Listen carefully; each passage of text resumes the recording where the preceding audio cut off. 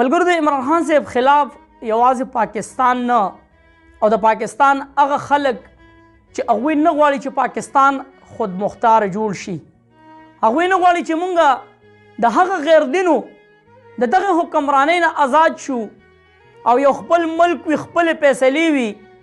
مظلوم ته د انصاف په نظر باندې کتل کیږي، غریب ته حقوق ملاویږي. یوازې د پاکستان هغه مافیا نه، د عمران خان صاحب خلاف ټوله دنیا په دې وخت کې ولاړه ده. که تاسو وګورئ چې کومه فیصله مخې ته راغله نو په دې باندې کومه بېعزتي د پاکستان وشوه، نو هغه خلک چې هغوی وایي موږ پاکستان جوړو، نو هغه خلکو دا سوچ نه دی کړی چې نن موږ د جمهوریت جنازه ویسته. چې کومه فیصله بېغا راغلې ده نو د آئین او د قانون مطابق، حالانکه دا چې کوم په سپریم کورټ کې کوم الفاظ دي نو هغه په انګلیش کې وي، هغه په پاکستان په چې کومه خپله ژبه د اردو نو په هغې کې نه، په انګلیش کې ټولې دنیا ته ښودل کېږي چې په پاکستان په سپریم کورټ کې څه روان دي او د پاکستان جمهوریت کوم ځای ته ورسېدو. لکه دا الفاظ هم په انګلیش کې استعمال شوي، ټولې دنیا ته ښودلی شوي دي چې انټرا پارټي الیکشن د نون لیگ ولې نه کېږي، په هغې باندې به تبصره نه کې. دا په سپریم کورټ کې دا الفاظ په انګلیش کې استعمال شوي دي چې وکیل وایي د پی ټی آی چې بهی انټرا پارټي الیکشن د نون لیگ نه کېږي، هلته کې بادشاهت دی چې پلار ځي زوی راځي هغه د تاج ورپسریږي، د پارټۍ مشر کېږي، که زوی ځي نو نوسی راځي، او که د این پي نه این پي باندې 25,000 روپۍ جرمانه ولګوله او بهی انټرا پارټي الیکشن به د الیکشن نه بعد کېږي. او د پی ټی آی چې هغوی انټرا پارټي الیکشن هم کړی دی،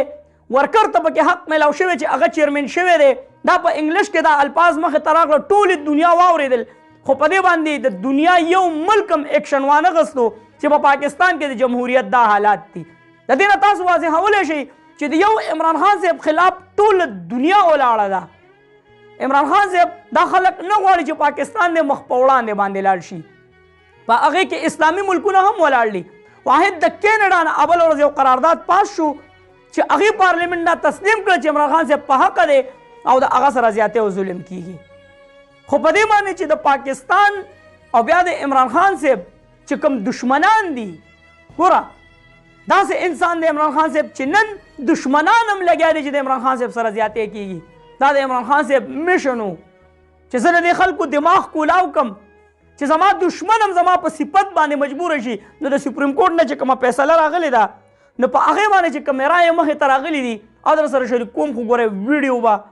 لازمي د ټولو ملګرو سره شیر کوئ. او د دغې آزاد نه چې کوم کسان هم ولاړ دي او د عمران خان صاحب د ټکټ نه و، د سخت او تکلیفونه به راځي، خو موږ به ولاړ یو او دا خبر به ټولو ته رسو چې چاته پته نه چې عمران خان صاحب نه د بیټ نښه واخیستلی شوه، نو هغې مشرانو ته هغې کشرانو ته چې چا هم د اوټ استعمال کوو نو هغوی ته به دا وایو چې دا پلان کې د عمران خان صاحب په میشن باندې ولاړ دی، د آزاد امیدوار ده او دا یې نښه ده. دا خبر به هر چا ته رسو. سوشل میډیا دور دی، د سکندونو په حساب سره به دا ټوله دنیا الحمدلله پاکستان خبر شي چې پلانکي ته پلانکۍ نښه میلاو شوه. احسن اقبال کله چې د بیټ نښه واخیستلی شوه نو هغه وایي چې سوال به کېدو چېرې مونږ څه غلامان یو، نو جواب راغلے چې نہیں آپ سب آزاد ہو. د پی ٹی آئی د پارٹی کسانو به دا آواز کو چې کیا ہم کوئی غلام ہے، مونږ غلامان یو. نو جواب ورته د سپریم کورټ نه دا راغلی چې نه ته غلام نه، ته آزاد یې. شرم دله پکار دی په دې خبره باندې، خپل مخ په خپله باندې په سپیړو باندې وهي خو پوهېږي بنا. لکه د پی ټی آی چې کوم کسان دي هغه غلامان نه دي، هغوی آزاد شو، د آزاد نه ودرېدل او دوی غلامان دي، دوی غلامان دي، ټول عمر به د غلامۍ زندګي تیری او هغه هم په خندا کې دا ټیوټ کړی دی. نو الحمدلله په دې موږ له فخر پکار دی چې نن هغه د غلامۍ زنځیر الحمدلله ستاسو خپل هم تسلیم کړه چې د ازادۍ کوم حقوق دي هغه دوی حاصل کړل، د آزادو نه ودرېدل، خو د دغه خلکو مخې ته سرټیټي ونه کړه او غلامي اختیار نه کړه او تاسو به ټول عمر دغه شانته د غلامۍ زندگی تیروئ انشاءالله العزیز. بل طرف ته ملګرو همیشه مطیع الله جان، تاسو په دا نوم اورېدلی چې کله هم د مطیع الله جان نوم راځي نو آلریډي هغه د پی ټی آی خلاف او د عمران خان صاحب خلاف دی. تاسو به د دې ویډیوګانې کتلي هغه هم نن مجبوره کیږي چې د عمران خان صاحب دپاره الفاظ استعمالوي ځکه چې آئین او قانون او جمهوریت لاړه په خاورو کې میلاو شو. خامخا د پاکستاني یو رګ خو به په انسان کې که نه هغه به غواړي که نه. اوس که پی ډي ایم که یو خو هغه ده چې بیخي د یو انسان ضمیر مکمل مړ وي. ما پرون د یو پی ډي ایم یو ورکر سره خبره کوله ما ورته نواز شریف ولې په سعودي عرب کې میلیونه جوړ کړي دي او پاکستانی پکې نه اخلي نو بل لفظ ورسره نه و. وایي دا د سړي زامن نه دي چې دا هلته کې هغه نه اخلي. وایي ښه ټیک کار کوي دا د غله زامن دي ځکه سعودي عرب کې نواز شریف په هغه میل کې نه اخلي. دا زموږ د پی ډي ایم د رونو الفاظ دي خو په دې کې دا په خپل هم شامل و. دا چې کوم کس ماته د الفاظ استعمال کړو دا پکې په خپل هم شامل و. خو افسوس چې سوچ یې پرې نه دی کړی ځکه که دغه د پی ډي ایم ورکر لاړی سعودي عرب ته هلته د نواز شریف په میل کې نه اخلي نو دا الفاظ د ده دپاره هم دي چې دا د سړي زوی نه دی دا غل دی ځکه نواز شریف په سعودي عرب کې په میل کې نه اخلي. دومره د دوی ضمیر وده دی دومره د دوی ذهن کار نه کوي چې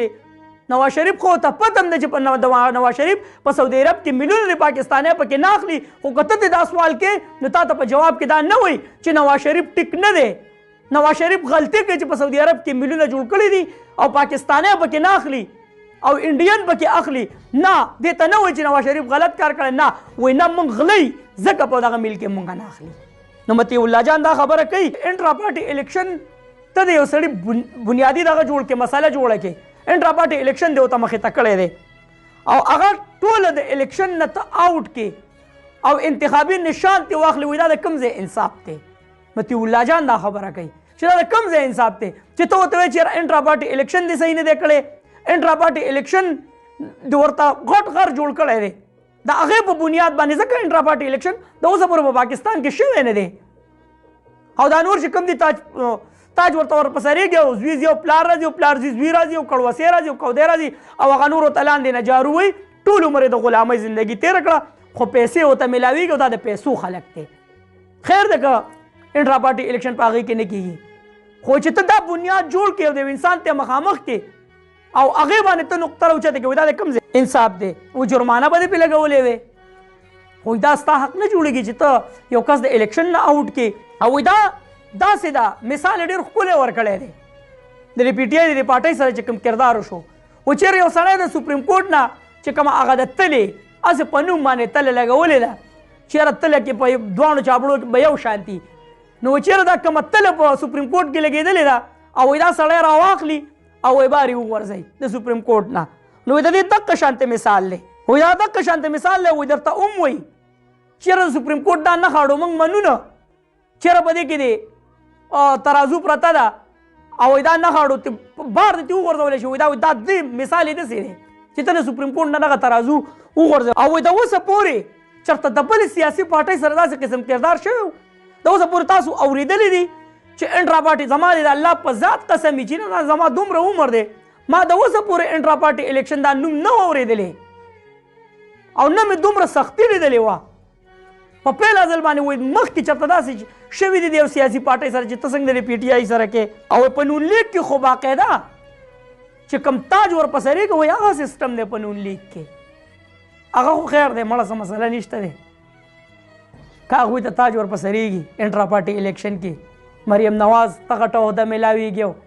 شهباز شریف ته او حمزه شهباز ته نو دا نون لیګ کې خو باقاعده تاج چې کوم دی ورپسرېږي دا مطیع الله جان دا خبره کوي ښه نو